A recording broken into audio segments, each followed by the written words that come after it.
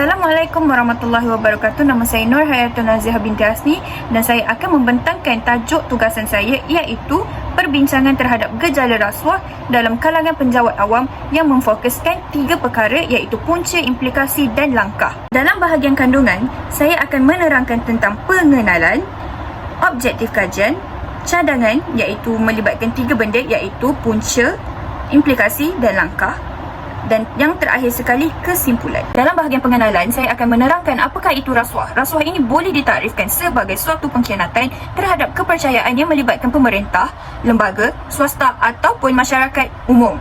Penjawat awam pula boleh dikenali sebagai birokrat yang diupah oleh kerajaan untuk bekerja untuk sektor awam. Penerimaan atau pemberian rasuah sebagai upah atau dorongan untuk seseorang individu kerana melakukan atau tidak melakukan sesuatu perbuatan yang berkaitan dengan tugas rasmi. Suapan ini biasanya terdiri daripada wang, bonus, undi, perkhidmatan, jawatan dan diskaun. Dalam tugasan ini, saya telah memfokuskan 3 objektif, iaitu mengenal pasti punca-punca yang menyebabkan para penjawat awam melakukan rasuah. Yang kedua, mengenal pasti implikasi-implikasi yang akan dihadapi sekiranya gejala rasuah dalam sektor perkhidmatan awam ini tidak dibendung. Dan yang terakhir sekali, mengenal pasti langkah-langkah yang boleh diambil bagi membendung masalah gejala rasuah dalam kalangan penjawat awam. Terdapat beberapa punca mengapa para penjawat awam melibatkan diri dalam gejala rasuah. Punca yang pertama ialah kurang didikan agama.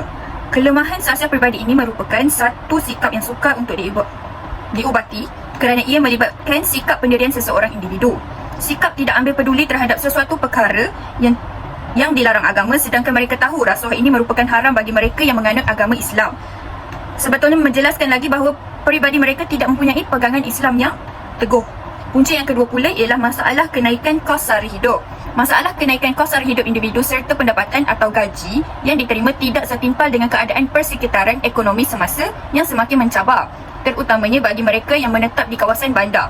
Penjawat awam yang menetap di kawasan bandar selalunya memerlukan lebih banyak wang untuk menampung kos sara hidup mereka kerana bandar memerlukan keuangan yang stabil dengan kos yang kian meningkat seperti sewa rumah yang kian meningkat, makanan dan sebagainya. Nilai gaji menjadi rendah akibat kuasa beli yang berkurangan berikutan peningkatan harga barangan keperluan, kos pengangkutan yang tinggi dengan kadar sewaan rumah lagi yang mereka harus tanggung. Punca yang terakhir pula ialah wujudnya peluang yang ada untuk melakukan rasuah. Peluang untuk melakukan rasuah wujud kerana kawalan dalaman yang lemah, banyak kertas kerja, sedikit pemantauan dan banyak kuasa budi bicara untuk membuat keputusan. Keadaan ini memberi kebebasan dan ruang untuk mereka melanggar bidang kuasa dalam menyelesaikan sesuatu urusan kerja dan wujud gejala rasuah dalam sesuatu organisasi. Selain itu, sifat tamak seseorang individu juga telah memberi ruang kepada mereka untuk melakukan rasuah kerana mereka mahu sesuatu di luar kemampuan mereka. Contohnya, keinginan memiliki kereta yang mewah, rumah yang mewah, dan dengan alasan yang nak memiliki rumah mewah dan semua benda barang mewah itu telah melibatkan mereka dalam gejala rasuah. Terdapat beberapa implikasi yang melibatkan gejala rasuah ini. Antaranya ialah pentadbiran negara menjadi lemah dan huru-hara. Pentadbiran sesebuah negara akan menjadi kacau bilau akibat daripada ketua negara itu sendiri atau pemerintah terjerumus dalam perilaku yang membawa kepada kehilangan integriti dalam mentadbir hasil negara. Contohnya, dalam kutipan hasil cukai di mana cukai-cukai yang dikutip ini hanya dinikmati oleh pemberi rasuah. Hal ini akan menyebabkan kepercayaan orang awam terhadap pemerintah dan agensi kerajaan terhakis dan menyekat kemajuan negara. Yang kedua pula, implikasi yang kedua pula ialah melahirkan pegawai yang tidak amanah dan gagal dalam pelaksanaan.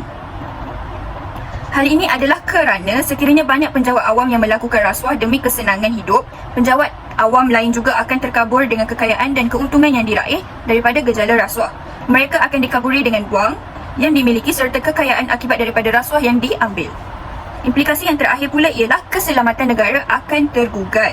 Hal ini kerana jika terlibat dengan gejala rasuah ini adalah pemimpin sendiri, maka keselamatan negara terhadap belanjawan dan ekonomi boleh tergugat. Penjawat awam yang berkhidmat untuk memuaskan hati rakyat juga boleh memberi kesan negatif sekiranya mereka terlibat dengan gejala rasuah ini.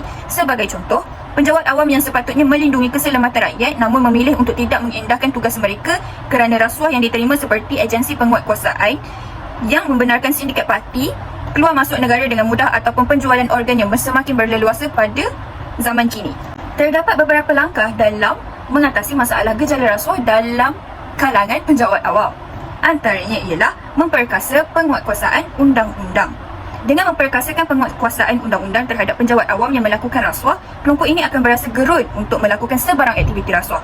Setiap undang-undang dan sistem perundangan secara universal mempunyai tujuan utama, iaitu menyediakan peraturan yang mesti dipatuhi oleh setiap ahli masyarakat dengan cara menetapkan standard serta batasan dalam setiap aktiviti. Undang-undang yang diberi hendaklah setimpal. Hukuman yang diberi hendaklah setimpal kepada sesiapa sahaja yang melakukan rasuah. Langkah yang kedua pula ialah menerapkan konsep keagamaan dan moral di sektor pendidikan negara seperti dalam kalangan pelajar di sekolah dan universiti. Hal ini adalah untuk memberi kesedaran kepada generasi akan datang tentang konsep rasuah yang haram di sisi agama. Penekanan terhadap bahaya rasuah dalam pendidikan ini juga adalah untuk menyebarkan perasaan benci akan aktiviti tersebut. Perasaan benci terhadap gejala ini haruslah disemat dalam diri generasi akan datang supaya mereka tidak melibatkan diri dalam perbuatan terkutuk ini. Generasi yang dididik benci rasuah akan membesar menjadi individu yang lebih bertanggungjawab, amanah dan ikhlas. Langkah yang ketiga pula ialah menerapkan program yang bersifat anti rasuah terhadap penjawat awam.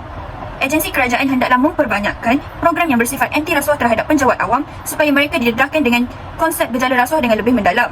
Mereka hendaklah tahu akibat serta kesan yang bakal menimpa mereka sekiranya mereka terlibat dalam gejala rasuah ini. Langkah yang keempat pula ialah mencipta dasar baharu. Mencipta dasar baharu ini adalah bertujuan untuk menentang gejala rasuah, kerana banyak je dasar yang telah dilakukan untuk mencegah gejala rasuah ini, iaitu NACP dan OACP. Namun sekiranya kita menambah lagi dasar baru untuk menentang gejala rasuah ini, para penjawat awam akan lebih gerun untuk melakukan gejala rasuah ini dan mereka juga akan lebih mengambil iktibar dengan apa sahaja akibat yang bakal mereka terima sekiranya mereka terlibat dengan gejala rasuah ini. Langkah yang terakhir pula ialah memperbanyakkan kempen kesedaran. Kempen kesedaran ini boleh dilakukan dalam banyak bentuk seperti bersemuka, dalam talian ataupun penggunaan media massa. Kempen kesedaran ini adalah untuk memberi pendedahan kepada para penjawat awam serta masyarakat lain tentang keburukan serta hukuman yang bakal diterima sekiranya terlibat dengan perbuatan terkutuk ini. Bahagian kesimpulan, usaha yang bersistematik dan bersungguh-sungguh adalah penting bagi memastikan gejala rasuah ini dapat dibendung. Pihak kerajaan hendaklah memainkan peranan yang sangat penting dalam memastikan sistem kawalan dalaman sektor perkhidmatan awam dikawal dengan lebih telus dan amanah oleh para penjawat awam. Penerapan nilai-nilai murni dalam semua aspek serta meningkatkan etika moral dan integriti dalam pentadbiran adalah penting supaya dapat mendidik penjawat awam supaya bebas daripada gejala rasuah. Saya ingin memohon maaf sekiranya terdapat kekurangan dalam saya membentangkan laporan tugasan saya ini. Sekian, terima kasih.